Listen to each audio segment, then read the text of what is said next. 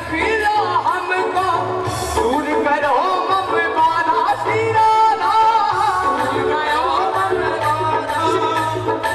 बोली सत्य भगवान की। और बोलो किशोरी जी,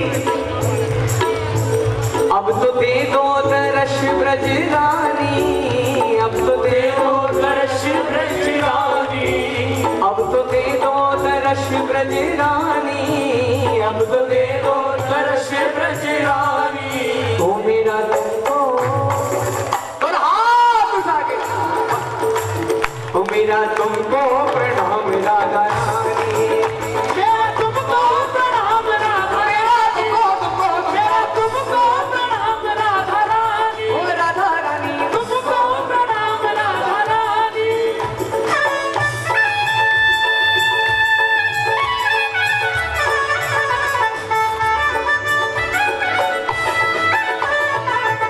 महारानी की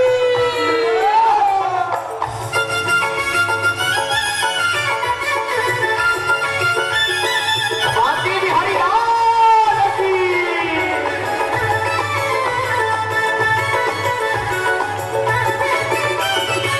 श्यामा प्यारी बरसाने वाली, बस में तेरे मेरे बाके बिहारी, बस में तेरे मेरे बाके बिहारी, बस में तेरे मेरे बाके बिहारी। ओ श्यामा प्यारी बरसाने वाली, बस में तेरे मेरे बाके बिहारी, बस में तेरे मेरे बाके बिहारी, बस में तेरे मेरे बाके बिहारी।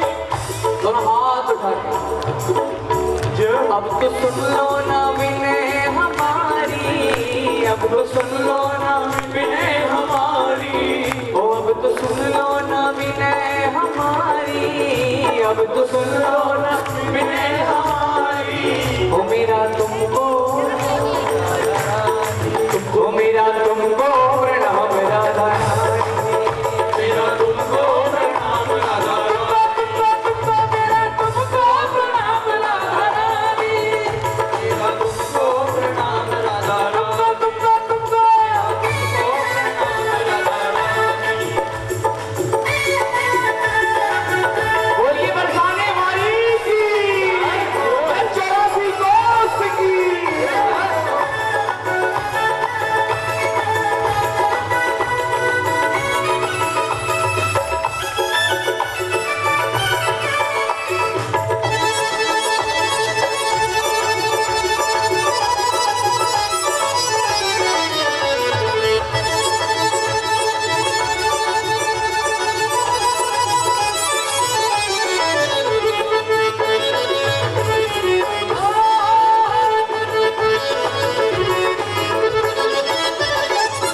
इस जग में वो ही बड़भागी, जाति राधे महारानी मेरी राधा रानी, जाति महारानी श्री राधा मेरी राधा रानी, जाति राधा महारानी, जाति राधा महारानी। दयानिधि तुम करुणानिधि हो, श्री राधा महारानी, श्री राधा रानी, श्री राधा महारानी, श्री रानी रानी।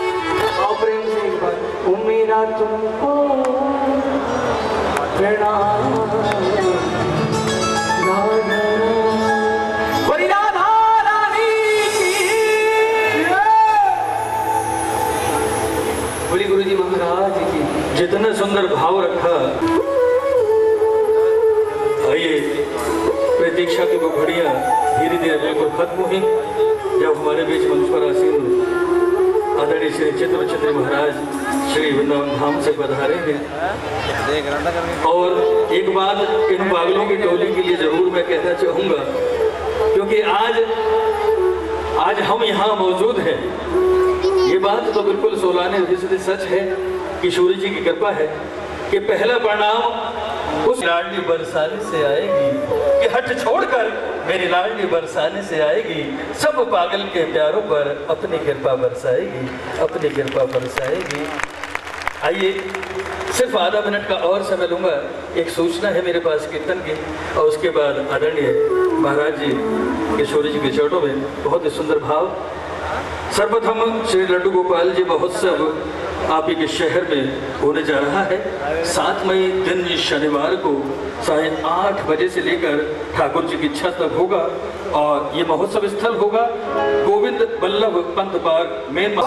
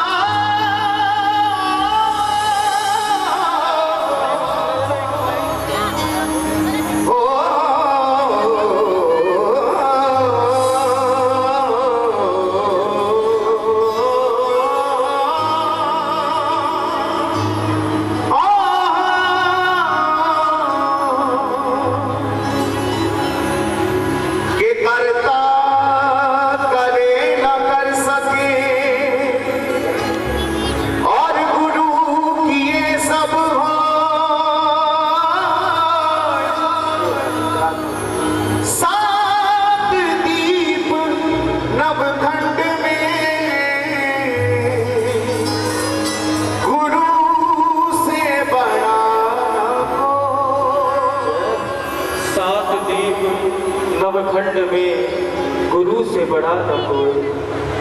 जीवन में जिस दिन हमें सदगुरुदेव की प्राप्ति हो, उस दिन समझना कि हमें सदगुरुदेव के रूप में हमारे बांके बिहारी मिल गए, हमारी सरकार मिल गई। और गुरुदेव की कृपा किसी भी रूप में बरस सकती है, कभी कोमल कृपा के रूप में और कभी कठोर कृपा के रूप में। एक शिष्य अपने गुरुदेव के चरणों में पहुंचा, और एक शिष्य ऐसा है जो दिन रात गुरुदेव की सेवा में रहता है, पूरा समर्पित है गुरु चरणों में, गुरु सेवा में। और एक शिष्य ऐसा है जो कभी कभी आता है, दर्शन करता है और चला जाता है, बस। आज गुरुदेव अपने आसन पर बैठे हैं और दोनों ही शिष्य गुरुदेव के चरणों में बैठे हैं, और गुरुदेव के पास देने के लिए प्रसाद में केवल एक आम का फल है, केवल एक आम। चाहते तो गुरुदेव दोनों को आधा आधा आम दे सकते थे, लेकिन एक को जो कभी कभी आता है उसको तो आम दे दिया, और जो दिन रात सेवा में रहता है उसको उस आम में से गुठली निकाल कर दे दी। चाहते तो दोनों को आधा आम दे सकते थे, लेकिन जो कभी कभी आता है उसको तो आम दे दिया, फल दे दिया, और जो दिन रात सेवा में रहता है उसको उस आम में से गुठली निकाल कर दे दी। अब जिसे गुठली मिली उसके मन को बड़ा कष्ट हुआ, और मन ही मन सोचने लगा कि आज गुरुदेव ने ऐसा पक्षपात क्यों किया।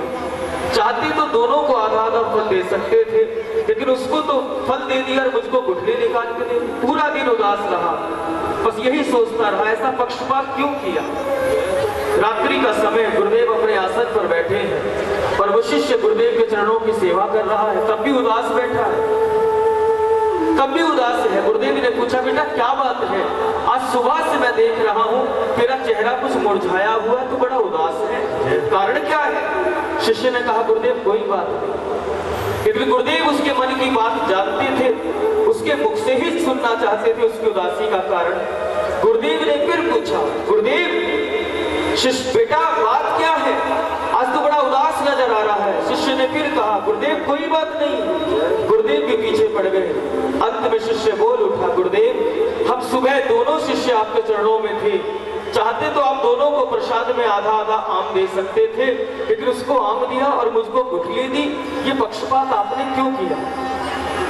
तो गुरुदेव ने कहा बेटा तू भूल कर रहा है, मैंने उसे भी आम दिया है और तुझे भी आम ही दिया है।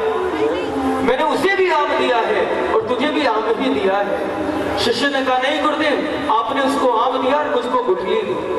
गुरुदेव ने पुनः कहा बेटा तू फिर भूल कर रहा है, मैंने उसे भी आम दिया है और तुझे भी आम ही दिया है। प्रमाण स्वरूप वो गुठली भी गुरुदेव को दिखा दी, लेकिन गुठली देखने के बाद भी गुरुदेव ने यही कहा बेटा तू अब भी बहुत भारी भूल कर रहा है, मैंने उसे भी आम ही दिया है और तुझे भी आम ही दिया।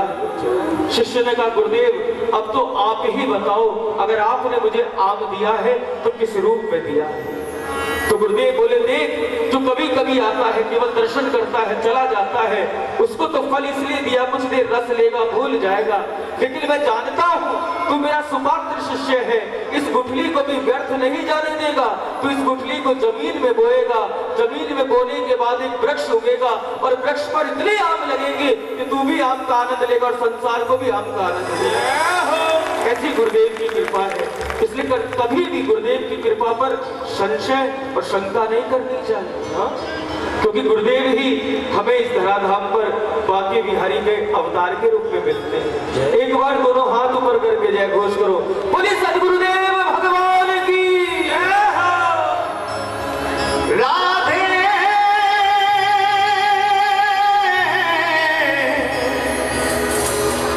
राधे सदा मुझ पर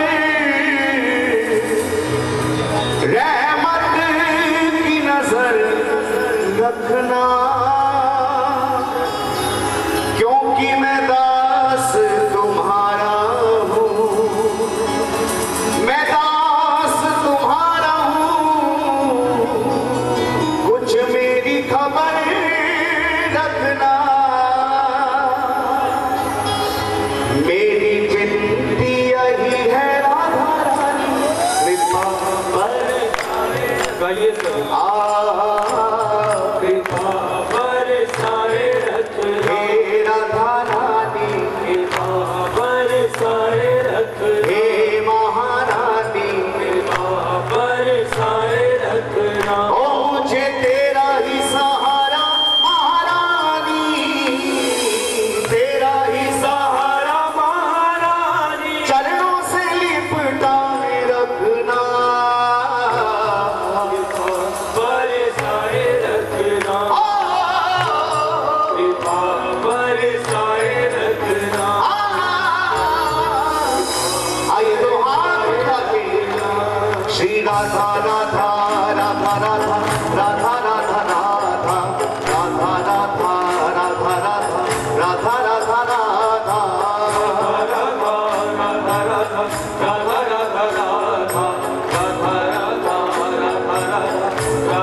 राधा श्री राधा राधा राधा राधा राधा राधा राधा राधा राधा राधा राधा राधा